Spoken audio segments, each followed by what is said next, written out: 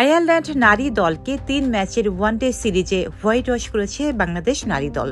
সেই আত্মবিশ্বাস নিয়ে এবার টি-20তে নামছে বাংলাদেশের মেয়েরা। কিন্তু এই সিরিজে দলের সেরা পেসার মারুফা আক্তারকে পাচ্ছে না বাংলাদেশ। আজ বৃহস্পতিবার সিরিজের প্রথম টি-20তে আয়ারল্যান্ডের মুখোমুখি হচ্ছে বাংলাদেশ। সিলেট আন্তর্জাতিক ক্রিকেট স্টেডিয়ামে ম্যাচটি শুরু হতে যাচ্ছে স্থানীয় সময় দুপুর 2টায়। চোটের কারণে স্কোয়াডে নেই সাথী রানী, তার জায়গায় ফিরেছেন শারমিন আক্তার সুপ্তা। ওয়ানডেতে দুর্দান্ত ব্যাটিং করেছেন তিনি, তাই টি-20তেও একাদশে দেখা যেতে পারে তাকে। এই সিরিজে বিশ্রাম দেওয়া হয়েছে মারুফা আক্তার ও সুলতানাকে। এই দুজনই ওয়ানডে সিরিজে ভালো পারফর্ম করেছেন। তাদের ওয়ার্কলোড কমাতে বিশ্রাম দিয়েছে বিসিবি। মারুফার অনুপস্থিতিতে একাদশে সুযোগ মিলতে পারে ফারিয়া তৃষ্ণার।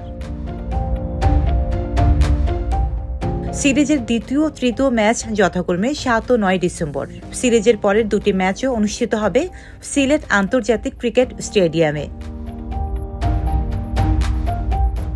বাংলাদেশ একাদশে যারা থাকতে পারেন তারা হলেন দিলারা আক্তার, শারমিন আক্তার সুপ্তা, সুবহানা মুশতারি, নিগার সুলতানা জ্যোতি, মুর্শিদা খাতুন, স্বর্ণা আক্তার, ঋতুমণি, ফাহিমা খাতুন, রাবেয়া খান, নাহিদা আক্তার ও ফারিয়া ইসলাম তৃষ্ণা।